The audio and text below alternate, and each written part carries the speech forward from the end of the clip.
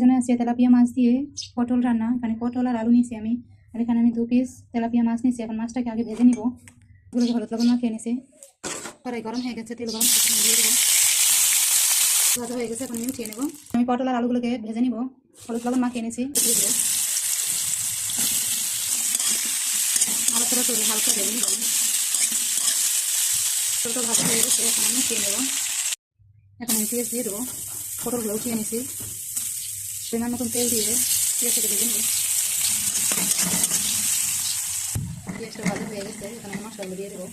মশলাগুলো দিয়ে দিচ্ছি, রসুন, জিরা বাটা, শুকনো মরিচের গুঁড়ো, হলুদের গুঁড়ো, লবণ পরিমাণ মতো। সবগুলো মশলা কষিয়ে নেব। সামান্য পরিমাণ একটু পানি দেবো। পানি দিয়ে মশলাটাকে সুন্দর করে কষিয়ে নেব। মশলাটা কষানো গেছে, এখন আমি পটল আর আলুগুলো দিয়ে দেবো। মশলাটার সাথে এগুলোকে সুন্দর করে কষিয়ে নেব। কষানো হয়ে গেছে, এখন আমি পরিমাণ মতো পানি দিয়ে মাছগুলোকে দিয়ে ঢেকে দিব।